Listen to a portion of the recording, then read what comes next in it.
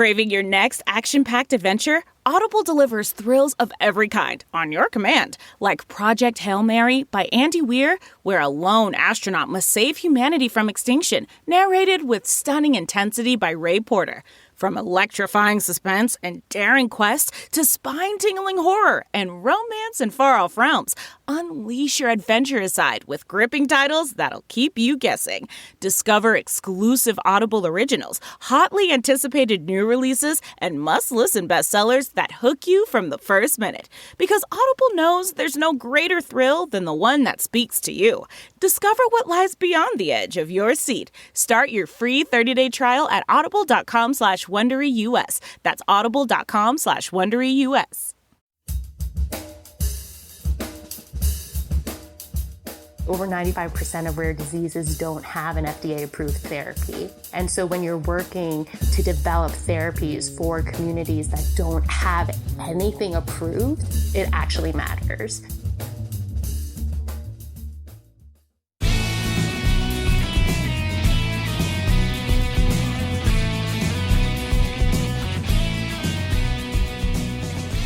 From Offscript Media, I am Matthew Zachary, and this is Out of Patience. On the show today, I welcome Michele Rhee, young adult cancer survivor of the thyroid, the good one, totally kidding, whose ordeal left her having over a dozen major surgeries, including open heart surgery for a related underlying rare disease. Back in the heyday, when the young adult cancer movement was just taking off, Michele was looking to take an active role in our startup culture, so I introduced her to the Children's Cause for Cancer Advocacy, and she landed her first internship. So CCCA is a landmark organization that everyone should know about. They helped launch my career in founding Stupid Cancer. I'll put a link in the description. So Michele received both her MBA and MPH in 3 years because she's an underachiever, and she went on to pursue a storied career thus far, representing the true voice of the patient at every company she's worked for since, including the National Brain Tumor Society, Takeda Oncology, Bluebird Bio, and now she's the vice president of patient affairs at X4 Pharma. So prepare yourself for an inspirational conversation amongst friends, and if by conversation amongst friends I mean eavesdropping on our first phone call in 7 years, you're in for a treat. Enjoy the show.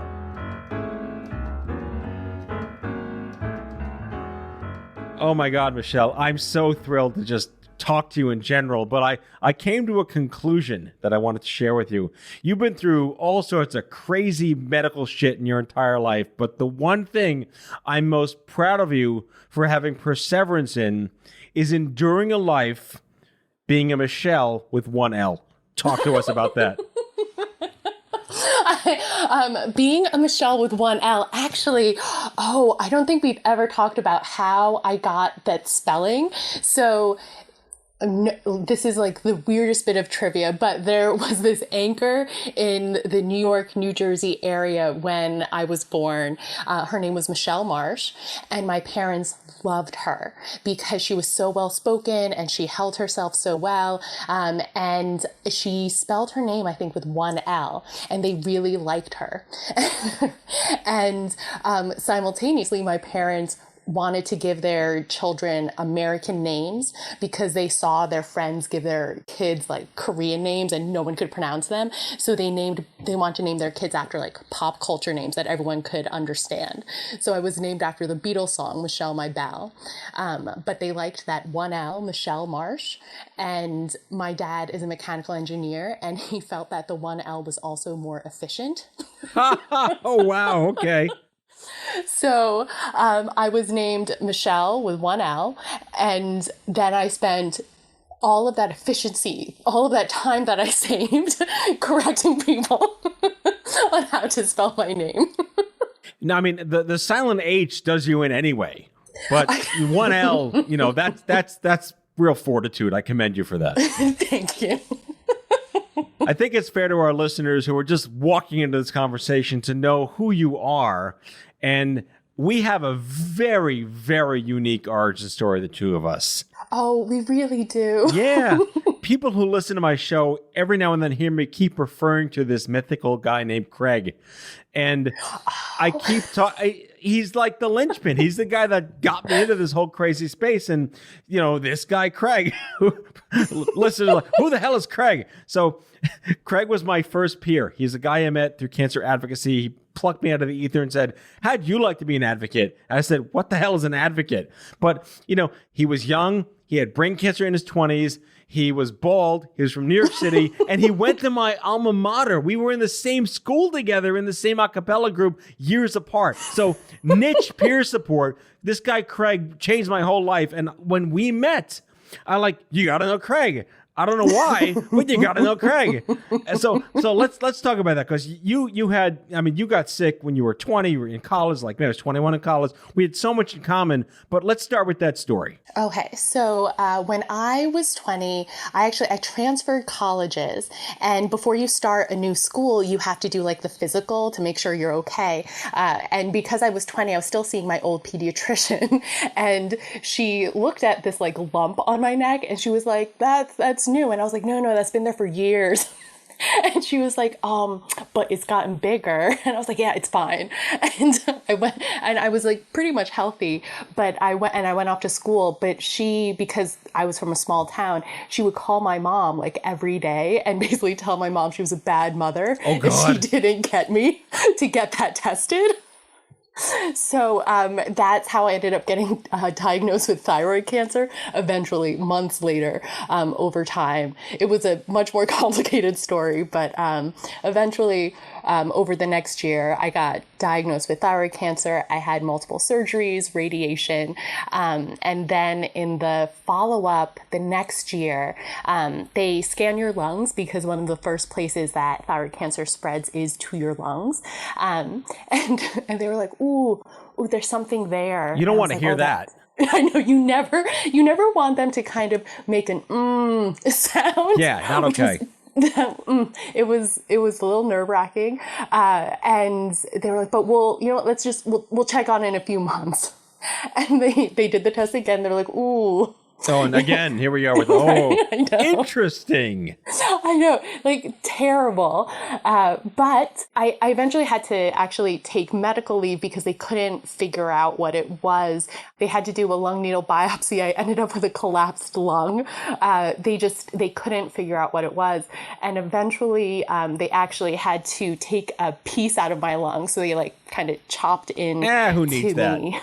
I know, right? It's just unnecessary organs. And they figured out that it was heart tumor tissue. And so it turned out that I had a benign tumor inside of my heart. So what's scarier, a benign tumor or it's in your heart? I don't know anymore. You don't have to answer the question. I think it's rhetorical. Okay. I was seriously considering that. I don't even know anymore. It was so long ago that, and at this point, because I still have to get scans and blood tests to check for both of them, because the benign tumor, even though it's benign, it can grow back. And I needed to have open heart surgery to have it removed and everything.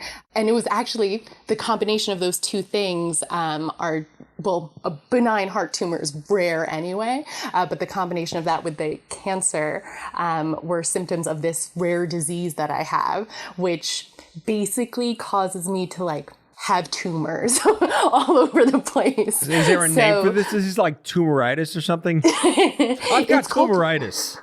That would be so much easier and connect so much more with what the disease is. But it's named after the guy who discovered it. So it's called Carney complex. Oh, that's not as fun.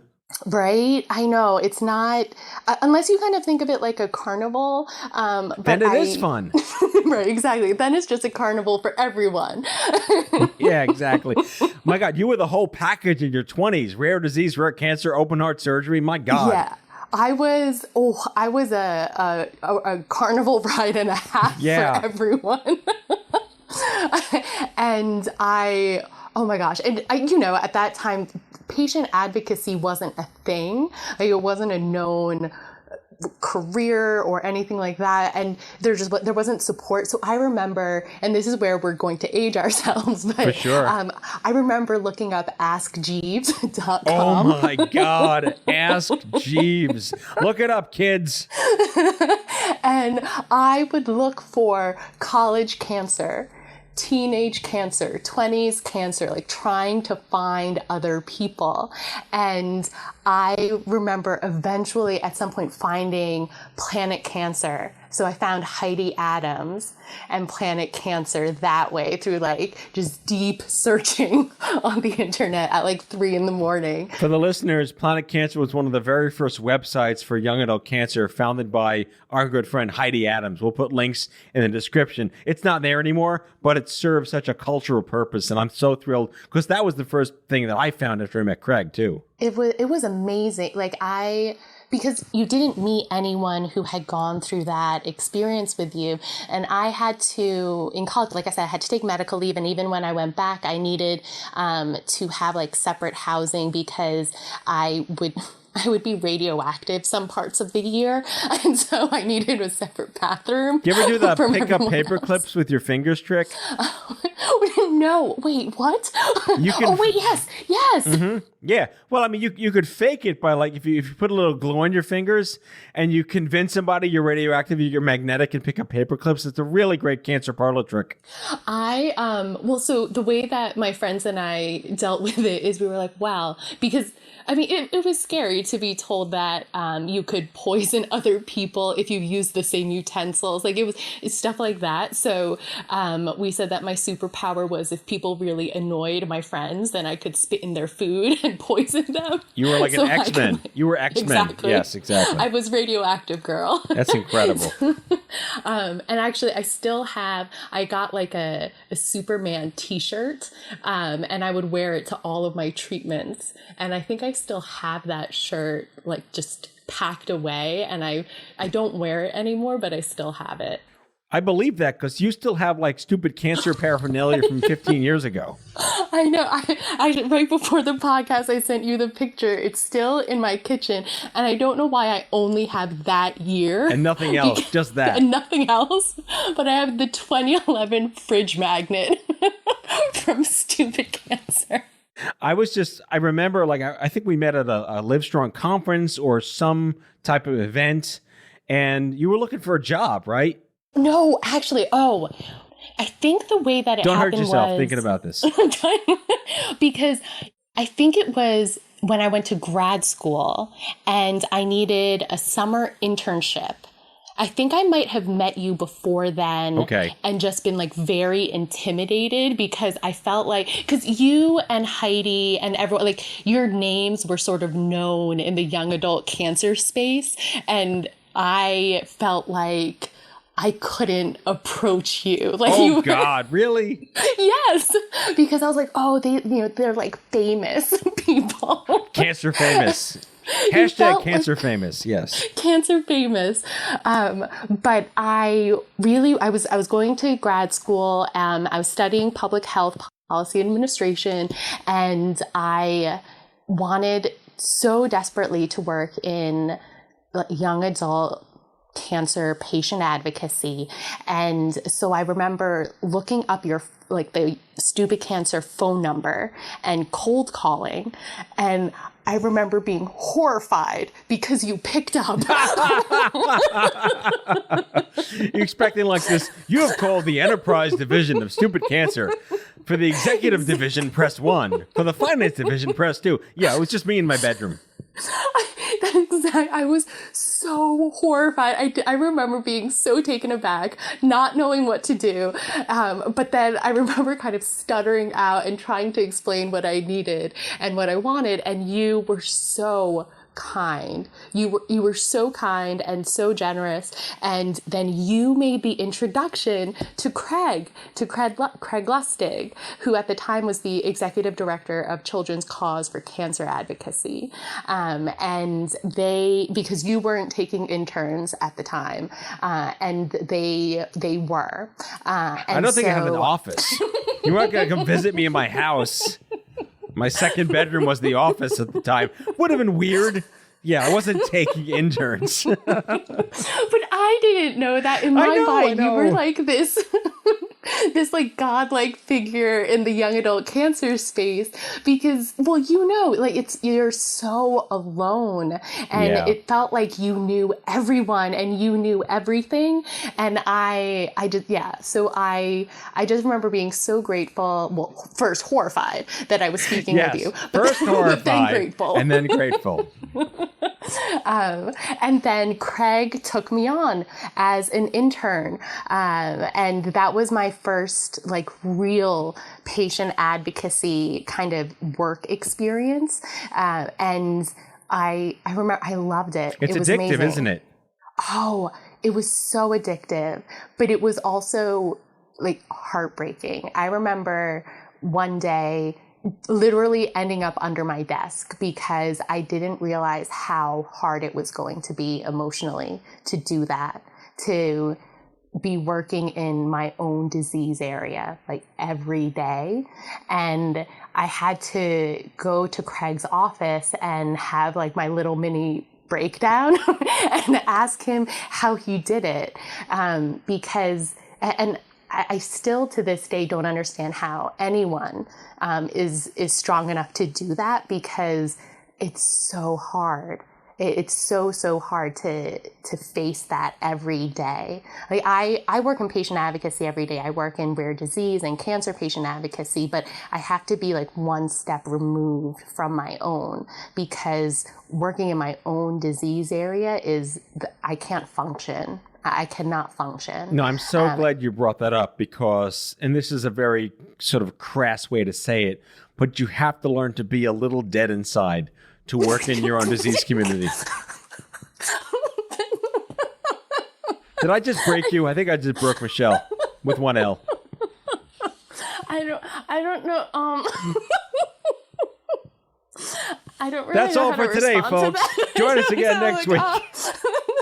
The moral of the story is to die a little on the inside. I said it was a very crass way to say it, but it's really true.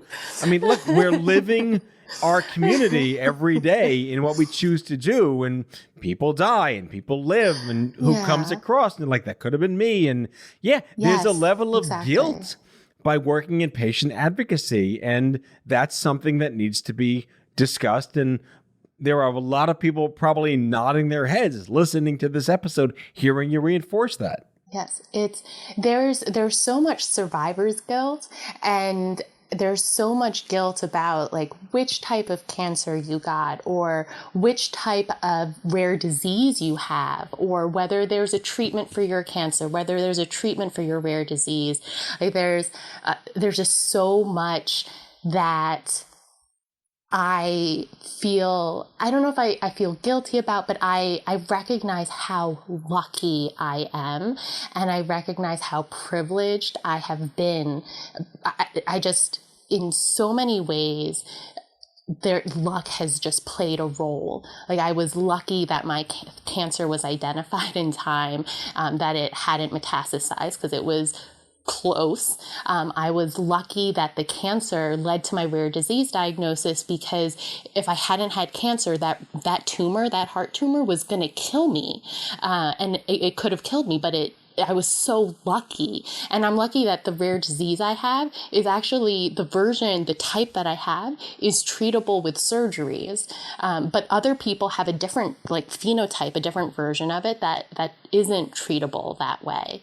I'm just incredibly lucky, and I know that. And I've interacted with other people who have either my disease or some version of it, and they're not as lucky. That's incredibly difficult for me to accept as a reality because it's so unfair to see that.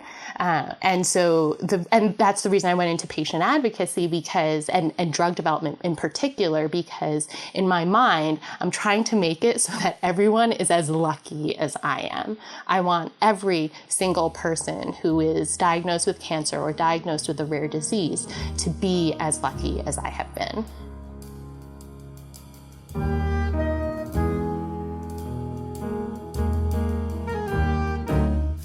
Back with our guest after the break.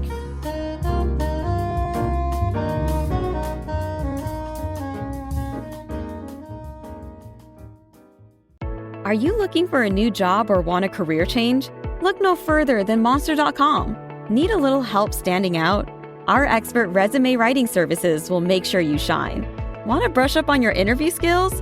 Engage with our AI interview prep tool. Want some advice on negotiating your new salary? Visit our salary tools and extensive library of career advice articles, and you'll have all the tips and tricks you'll need to succeed. Visit Monster.com today and take the first step towards your career. Monster.com. Find your right job fit.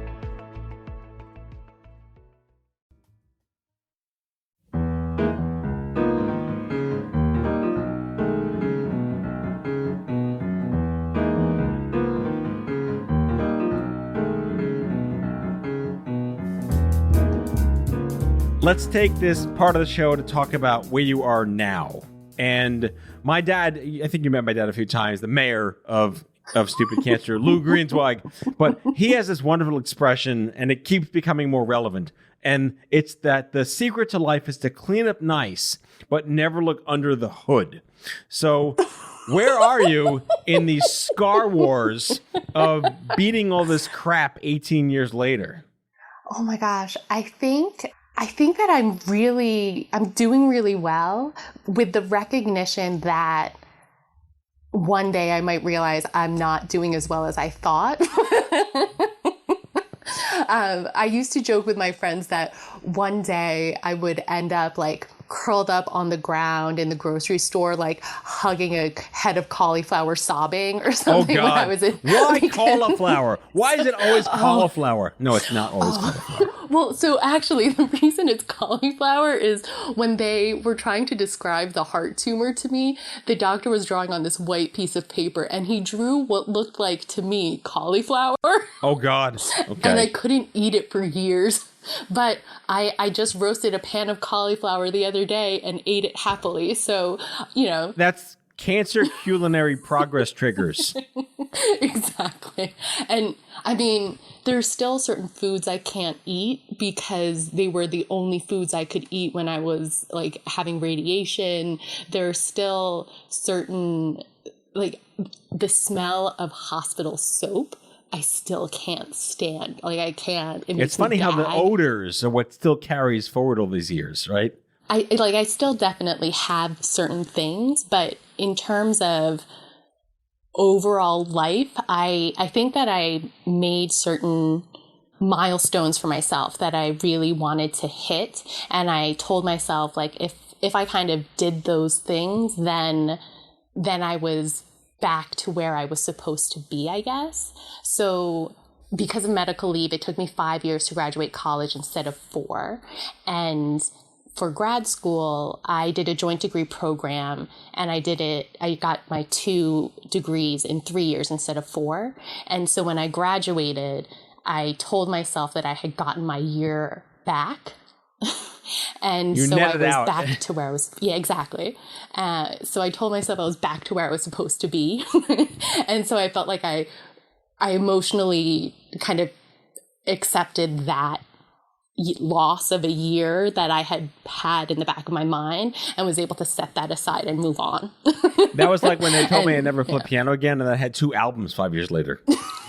Exactly. You get that. I want to talk to you about. You took this whole advocacy thing and really ran with it. And I don't want to dismiss the whole I got an MBA and an MPH in 3 years thing. That's a big fucking deal. So just to take a moment, listeners, to absorb that she got an MBA, MPH in 3 years. Michele with 1 L is the real deal.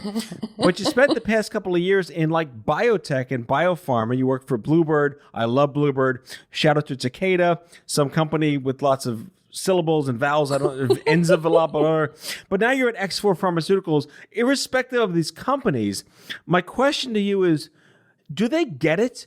Do they still not get it? What patients are, what they do, and what it's like? I love that question because I don't think it's the right question. Ooh. Go on. Because you're treating everyone like it's a monolith. You're treating biotech and pharma like they are one being, and they are not. Because what I have found universally at every company that I've worked at is that every single person wants to help patients. I haven't met a single person who doesn't want to help patients and who doesn't have like some type of personal connection to someone somewhere, you know? And it's just a question of the methodology and what their previous experience has been and how open they are. And so the question isn't like if they get it or don't get it. It's a question of where are they now and how do we get them to, well, where I think they should be or where you think they should be. Right. I mean, I have stories of these go-to-market strategies on patient gene therapies, and they never talk to the community before launching the drug, and then no one wants it. So, I mean, you could laugh your ass off on that, which I am doing right now inside myself. But at the same time, where is the gap? Yes, everyone's a patient. You can't not know somebody that hasn't gone through some crazy crap. I look at the gaps in appreciating that healthcare, and I said this ad nauseum, cancer care, rare disease care is a supply-only economy. And the consumer/patient isn't the end user when it's really the payer and the prescriber.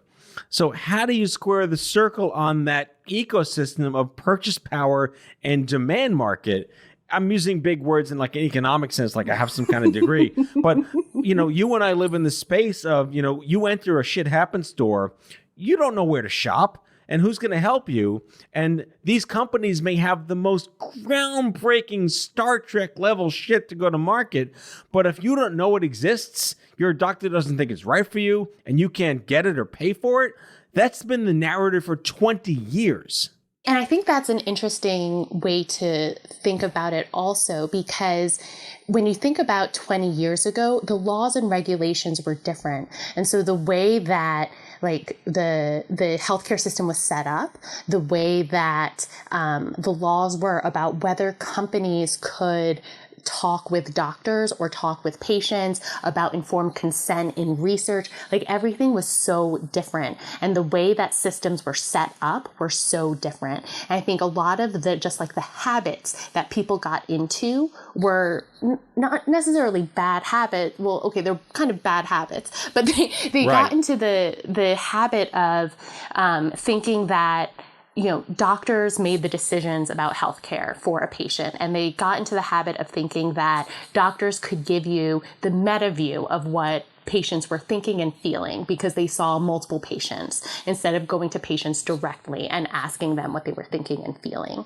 And it was because there were, you know, different rules around what you could and couldn't do, how you could and couldn't interact, and exactly what you were saying in terms of who the actual purchasers are, in terms of like how our system is set up. It's so completely convoluted, and it's one of those situations where you really have to ask the question of, are you actually getting value here? Is there true value? Because it's only when at least from my perspective, I think that, you know, you really have to look at like, is this something that we need? Is this something that's adding value for everyone? Like, because if it really is something, and this is where I love working, especially in rare diseases, because the majority, over 95% of rare diseases don't have an FDA approved therapy. And so when you're working to develop therapies for communities that don't have anything approved, then you know that you're actually working to develop something that means something and that will make a difference, that's actually addressing a need. And when you're doing that, then you know that it actually matters. And then it's a question of how you do it. You are addressing a need, then how are you doing it? And for me, at least, I've been lucky enough that I've been able to make choices about where I work. And certainly like the people that I work with, get it, and I choose to work with people who I think really get it, and allow me to build an infrastructure and build a model where we're incorporating that patient perspective into the decision making, so that not only are we working towards something that patients really care about, we're doing it in a way that patients really respect and that patients would be proud to see. Can you point to one specific case study that you're most proud of in your work? Ooh, that's like picking a favorite child. Humor me. Pick one. It's the boy. It's the girl. It's the older one. Whatever. I would say one of the things that I'm proudest of is an engagement I had with the complete DeGeorge or congenital athymia patient community when I was working at Enzavant, because they're just an amazing community. I love them so much. And they don't have an official patient advocacy group. They don't have a 501c3. They haven't filed. And I think what I've heard from other companies, I didn't hear it from Enzavant, but what I've heard from other companies is they want to help a community form a 501c3. They want to help them form a patient advocacy group. And that's not the job of a company at all. If a community wants to form a 501c3, then the company can support that appropriately and compliantly, but it's not the job of a company to do that. And I was given the space and the leeway to engage with the community in a really positive way, and instead to provide them the support that they needed to have the conversation amongst themselves and with support from Global Genes, which is an umbrella rare disease organization, around what is it that they needed as a community? What did they need to provide for themselves, to support themselves? Or were they things that they couldn't provide for themselves? And then trying to figure out, did they want to stay just as a Facebook group? Was that enough for them? Or did they want to go under the umbrella of another organization who could provide some more of that infrastructure that they couldn't provide for themselves? Or were they really at a point where they wanted to form their own group, which is a huge undertaking? And that obviously, we as a company, we're not going to be involved in that at all, but we could help support them to give them time to do that. And being able to provide the support to the community to allow them to do that and to have that time to think and to make that decision is something I'm incredibly proud of. I approve this message. That's extraordinary. Really extraordinary. So I want to talk about giving back. Going back to our therapy session of it's really hard to work in our own space. It can be extraordinarily rewarding. And I want to take a moment to recognize an organization that my listeners may or may not know of, the SAM Fund, founded by our friend Samantha Eisenstein, another one of the original rapscallions in the early Livestrong Young Adult Cancer Movement Day. I don't know if you knew this, but I was on one of her review committees for a year, and that was heart-wrenching. So for the listeners, the SAM Fund grants micro scholarships to young adult cancer survivors in the form of paying their gym membership or their rent or their car payments when there's so much financial insecurity going through treatment. A truly noble organization. And you volunteered there, and I think you still are. What do they call you? Like Samsonites or Sam Awesomes? I don't know. What are you? I think we were called Sambassadors. I don't know if they actually use that term anymore, but I loved that term so much, Sambassador. It's true. So I want help our listeners understand what it's like to go from you're dying, heart surgery, to now I'm here. I'm 18 years out of this hot mess. And which, by the way, in Jewish is like, it means life. 18 means life in Jewish. So it's a good year to be you from this Jew's perspective. But giving back, this idea of paying it forward, not through a career, but through volunteership. Talk to us about that. I hadn't quite thought of it that way, I think, but yes, yeah, absolutely. I adore the SAM Funds and their mission.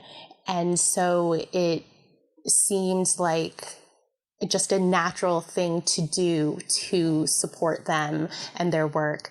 I actually was originally, I think it was their second year in existence, I was a SAM Fund grant recipient. Oh, wow. And it was when I was in graduate school.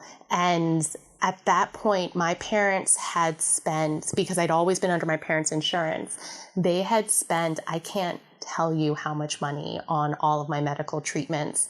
And I was not willing to ask them for any money at all for grad school, for anything. And so I had, been budgeting everything out, and I realized that I needed a new laptop and I needed business clothes for business school and interviews. And I applied to the SAM Fund and explained, I'm going to be in business school with all of these investment banking, finance people. Right. I am going to be coming from this cancer. I was a study coordinator background. I don't know all of this stuff. I already feel like I don't necessarily fit in. And I have this really junky laptop. I don't have business clothes, and I cannot ask my parents for more money. And they helped me get a new laptop, and they helped me get business clothes so that I felt like I could fit in. And that's what the SAM Fund did. People. See, that made all the difference to you. And this speaks to, our passion about survivorship and quality of life. And I think Livestrong pioneered the practical issues of dealing with shit happens. And man, yes. I was so privileged to know Sam and work with her.